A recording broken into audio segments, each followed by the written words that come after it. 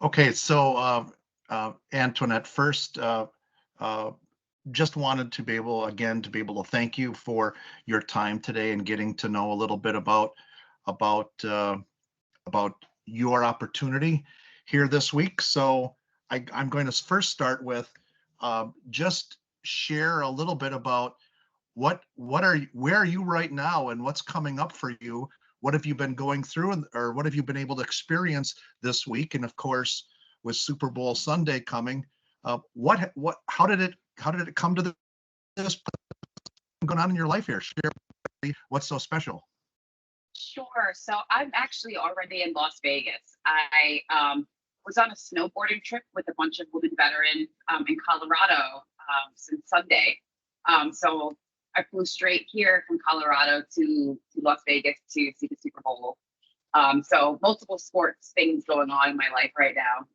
But I arrived here last night a little late. My flight was delayed out of Colorado because of the snow.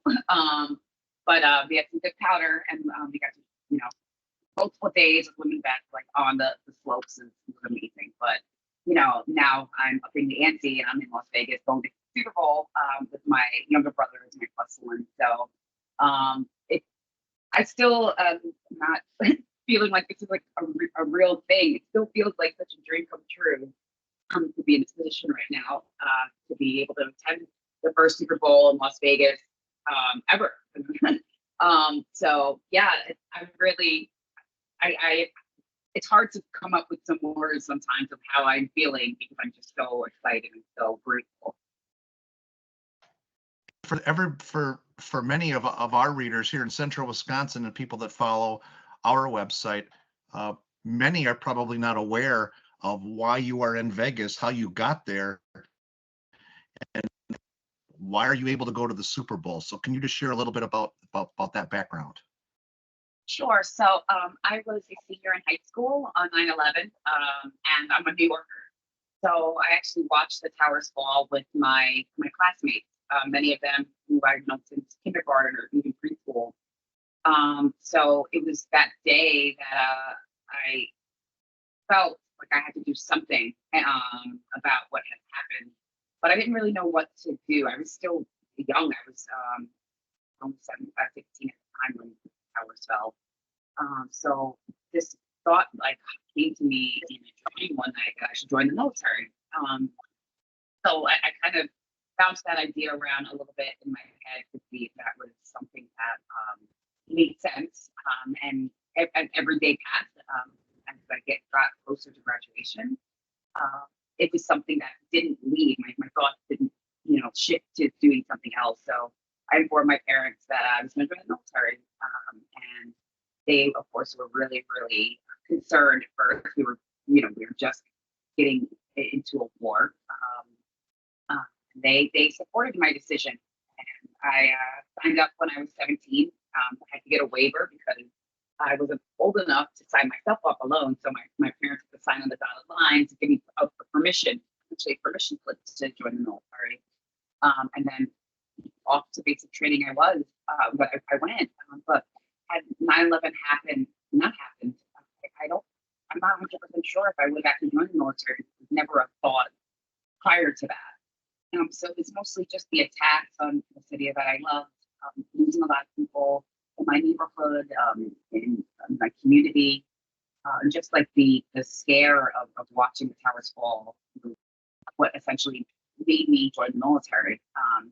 So fast forward almost 15 years, on November 11th, this past 2023, I was asked to go speak to some warriors at the Empire State Building. Just to get like a brief 1 to 2 minute conversation with them, just talking about veterans. Okay. I get to the Empire State Building and they tell me, well, actually, what you're doing today is lighting the Empire State Building. As a native New Yorker, to me, that was like, what? Like, that's really happening right now? There was someone from the New York Giants there with me. His name is Kevin Booth. And I thought that he was just going to light the towers with me, and then, I'm sorry, light the Empire State Building with me, and then that was it. But prior to lighting, it's like, I have a little surprise for you. from the NFL and from the Warrior Project. You're going to the Super Bowl in February in Las Vegas, and they would essentially like thanking me for my service and just giving me the biggest surprise of my life. So it was just one surprise after another that day. Really, really, I hadn't felt that special or that that level of gratitude in so long, that all these organizations came together just for me, to surprise me with Super Bowl ticket, something that I never in a million years would have thought I would have attended. And especially because this Super Bowl is such a special event, there's so much buzz around it.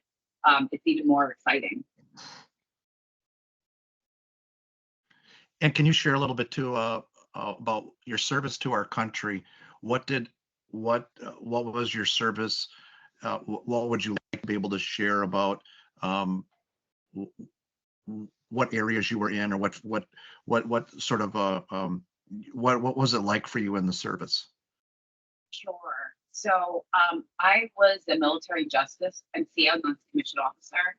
So I worked hand in hand with the JAG. I deployed to Iraq in 2004. Our deployment started in 2004, ended in 2005.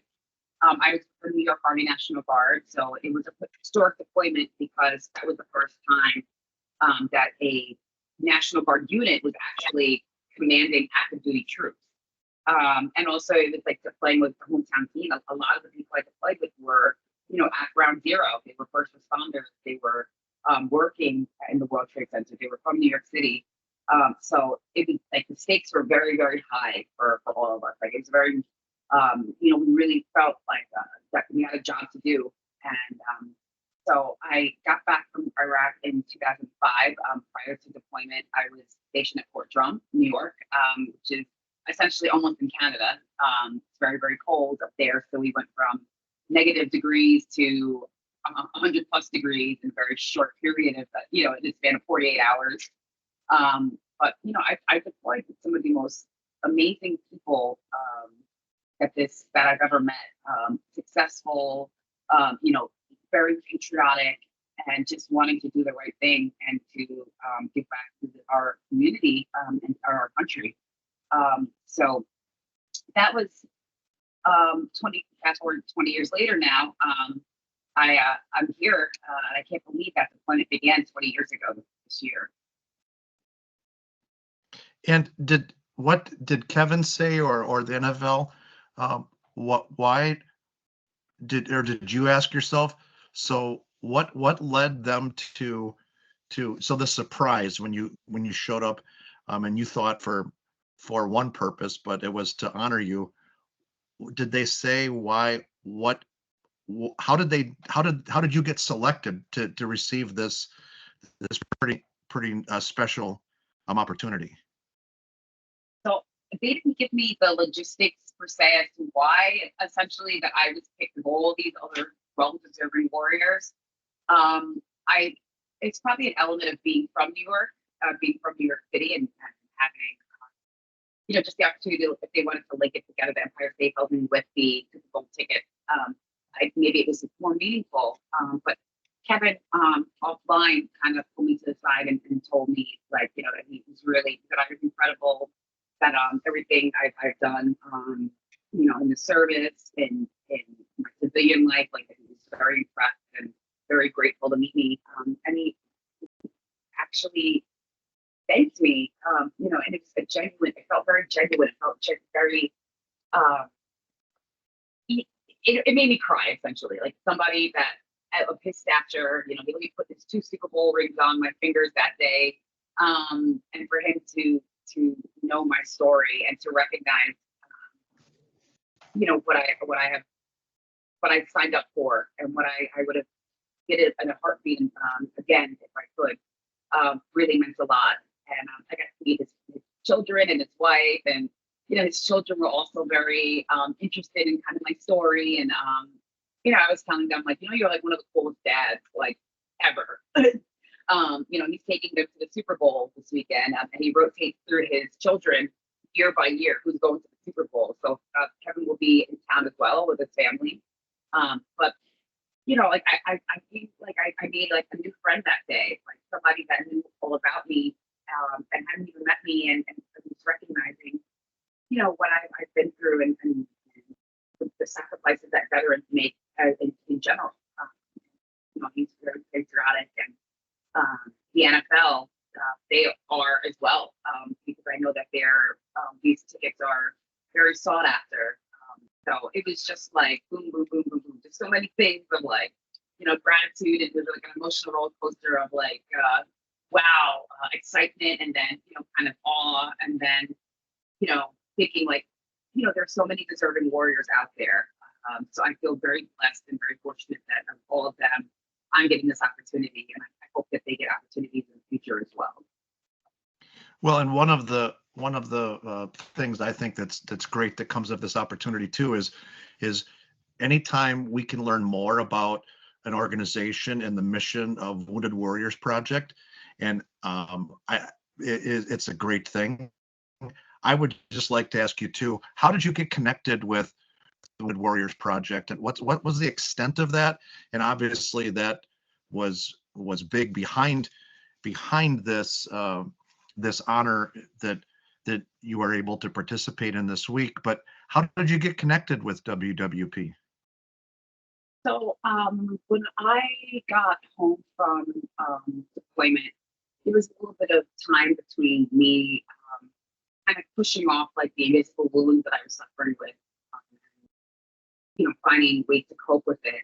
But eventually I couldn't run away from, I was diagnosed with PTSD, depression, anxiety, and I also had some physical injuries as well when I got home.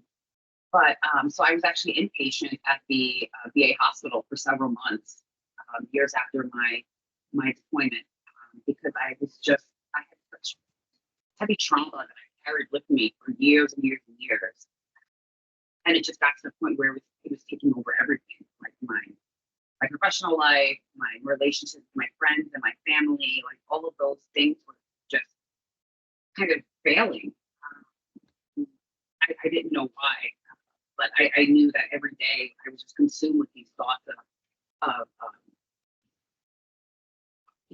carrying all those things with me was just very hard, and eventually I just couldn't carry it alone anymore. So my parents, one night when I got home from work, I asked them if I could speak with them, and told them that I really needed help. And they were, I'm very, very lucky and fortunate that I have had them, because I was in such a bad place that I don't know if I would be here today had it not been for them actually finding me help. Because I didn't know any resources. I didn't know that there was programs that could help me. I thought, for all this time I was alone. So I ended up spending several months in the VA hospital, like processing my trauma, working with a psychologist and a therapist every day, to get me in a better headspace. And then while I was there, I met someone that was telling me about the Warrior Project, and I was like, oh, there's stuff like that out there for us. Like there's organizations that help us. And she gave me the information. It took a little bit for me to be like, okay, I'm going to actually sign up and go to an event. But when I did, it was just like the fog lifted, and I had like that camaraderie again that I craved and that I wanted, or that I had needed for so long.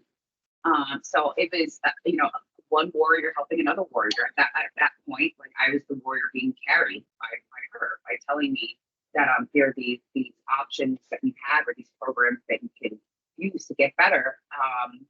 So that like kind of spearheaded my recovery, and my getting back to living life on life's terms, and having just like this incredible support system. And it's not only the warriors that are helped by the Warrior Project.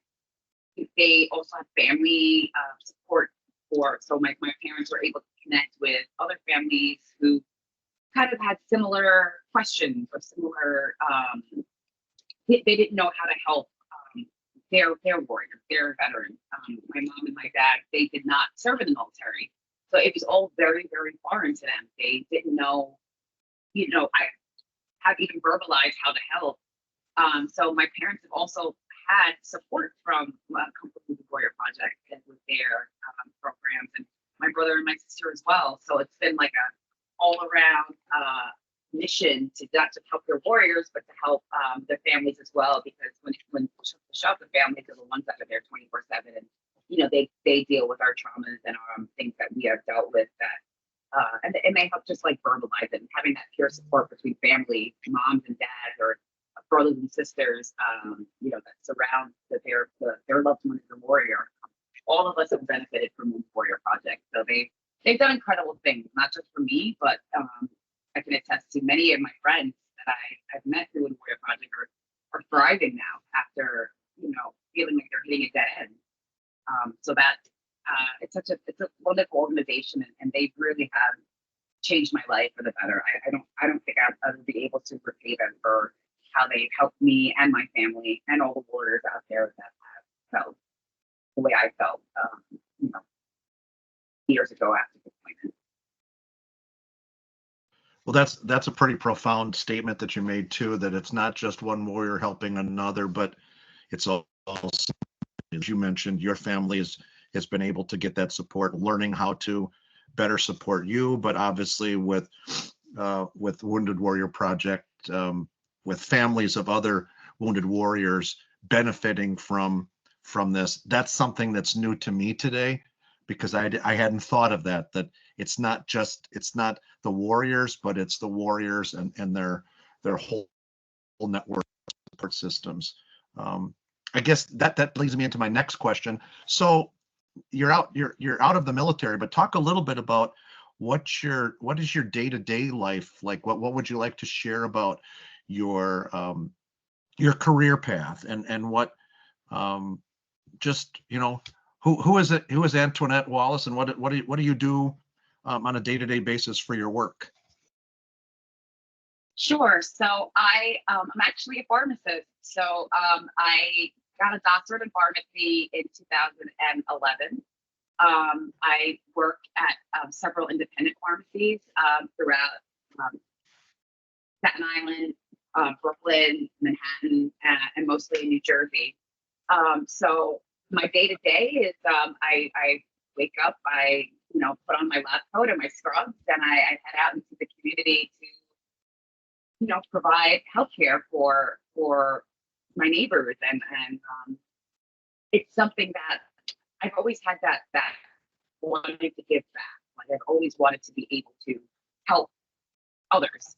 So I'm able to do that on a day-to-day basis, which is quite a blessing. And my work is very special to me. Like I know that I have a sick family member, and I know how medication management and healthcare teams have kept him alive.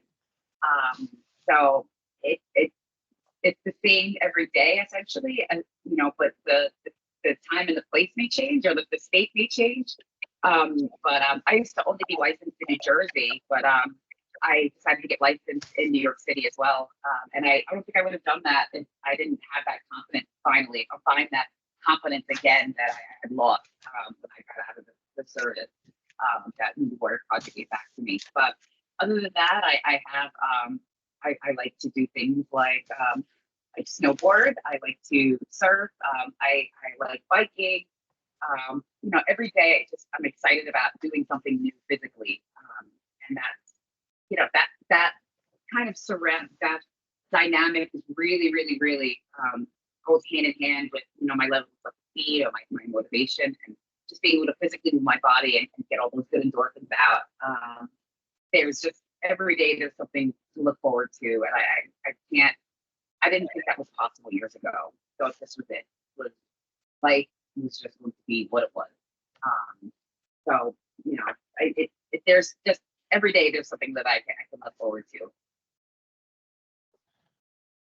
And what would you say? So you mentioned you're out in Vegas. There's a lot of people that, of course, throughout the world, everybody tuning into the Super Bowl on Sunday. But what can you share? What are some of your highlights that you've experienced thus far, being out in Vegas, looking forward to? Just what are some of the what's happened and what's on the docket for you to be able to enjoy? Sure. So I just arrived here last night, so I kind of haven't going out. I did go see a show last night at the MGM Grand. That was a lot of fun. But I just want to, I everywhere you look right now in Las Vegas, everywhere people are wearing their Super Bowl shirt. The Chiefs, the 49ers. I'm assuming they're real fans if they're here for the Super Bowl as well. But the energy in this city right now is like palpable. Like even the airport, you can get off the plane and there's welcome, to Las Vegas for the Super Bowl. There's signs everywhere. There's like this big dome with Patrick Mahomes' face rotating around on this dome at night. And then just like seeing that Allegiant Stadium, it's new. It's very shiny and new. And my Uber driver was just telling me a little bit about how apparently they take the grass out every day. Like there's like a platform that they I don't know, press a button and it goes outside to get sun, and then they bring it back in during the day. And I was like, really? I was like, no way. I was like, it's Las Vegas. Like, and that's something definitely I wouldn't put past the city thinking of. So just like everything is just so like exciting. And I feel like there's a lot of like entertainers in town as well, like celebrating the Super Bowl. So everywhere you look, there's someone like that that a music group or a comedian or somebody that has done something in the entertainment business. Everybody's here. Everyone's excited. It's just, I just can't wait. I'm just so excited for this week. And what has this experience, like you shared already about what it's meant to you, but maybe a follow-up question would be, you shared a little bit about what this experience has meant for you and how special it is for you, but what about Wounded Warrior Project in general, or for those that know of somebody that's currently in the service or has completed their service to our country? Is there a message you would have for them, or just in general about the Wounded Warrior Project and what a great a void that they have taken, they've filled in because of what they're and your proof of how they what kind of a difference it makes. But what would you tell people about the Wounded Warrior Project, and as also those serving and veterans? Sure. So, I mean, the mission of Wounded Warrior Project is to honor and empower wounded veterans. And that is both physical wounds and invisible wounds. It's not just, you know, you may think you don't qualify for their help and their services because you haven't lost a leg or, got wounded in some way physically. But, the hallmark symptom of post 9/11 veterans coming home, it's physical, but most of it is emotional. So coming home and being able to verbalize, I just wish I had this organization earlier to help me find the courage to ask for help. So I just want like my fellow warriors and to know that they're not alone. There are plenty of opportunities out there to recover from whatever you're dealing with. And even if it's something you're not ready to talk about, we understand it. We've been there, we've worn the same uniform, we've been in the same conflict. So, we embrace one another and we want to see each other essentially join this world again and thrive. So you don't have to do it alone. You don't have to live in the shadows and, behind the shades with the windows closed.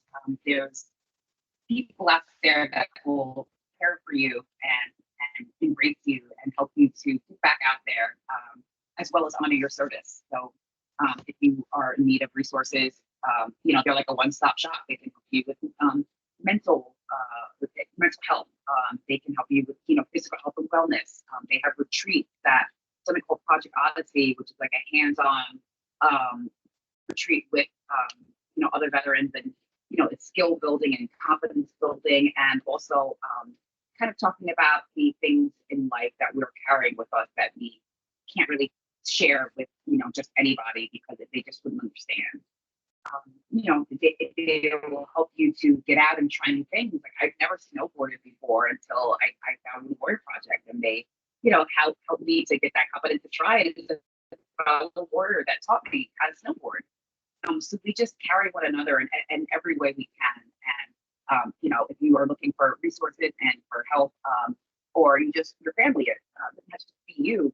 They're out there and they're ready to help you. And I absolutely recommend taking the opportunity to just, at a minimum, see what they can offer you. Because I think it'll take you to places that you didn't think were possible anymore. Well, and I think that's a great service announcement right there, for Wounded Warrior Project, and how anybody just being around you and listening to you share today about what Wounded Warrior Project has meant for you, and the courage, for anybody that serves our country, but to also be able to share the emotional, the physical side of things that we don't always get to hear about. That takes another form. Before I get to the last question for our interview today, on behalf again of everybody here with OnFocus News in Central Wisconsin, but throughout our country, it's kind of hard to find anybody who doesn't have a family member, a friend, neighbor, someone in their community that is serving or has served. I will just, on behalf of everybody, again, thank you for your service to our country. But I think also, just as importantly, is again being able to share how Wounded Warrior Project has benefited you, and how it fills the need for helping all veterans that are dealing with, whether it's physical or emotional needs. So again, thank you for your service. Last question. Everybody wants to know, be able to answer this question, and it's something that fans throughout Central Wisconsin, athletes, are used to being able to answer. You didn't see this question coming, and my question for you is: pancakes or waffles, Antoinette? What would you say? Well, I am a huge pancake fan. There's this pancake house near me. They make these incredible pancakes, but some days I'm a waffle girl. It's very hard to say. But if I had to pick, I would say a nice short stack of chocolate chip pancakes with bananas on top and Nutella and whipped cream and syrup would be like my heavenly go-to when it comes to one or the other. Thank you. Thank you very much again for your time, and we appreciate the opportunity to speak with you today. Yes, thank you for meeting with me, and for thank you for learning more about our organization, and honoring the service members that have that have put the uniform on. And it means a lot to us that people, civilians, want to know more about us and do care about us. And thankful for your stepdaughter service as well. I hope she keeps kicking butt out there. Yes, my best regards to you and your family, and to everybody out there. And thank you to OnFocus for meeting with me today. Thank you. Thank you. Well, thank you both for taking the time out. Antoinette, thank you so much from calling in from Vegas, and thank you, David. And I'll send you this recording following the call. And if you have any questions, happy to answer them. But thank you both again so much. And Antoinette, Bye. love your story and hope to work with you again. Yes, I hope so. Take care. Thanks. Bye. Thanks to both of you for your time. I appreciate it. This was awesome. Madeline, thanks for reaching out. Antoinette, I'm a Dolphin fan, so you enjoy yourself. You deserve it.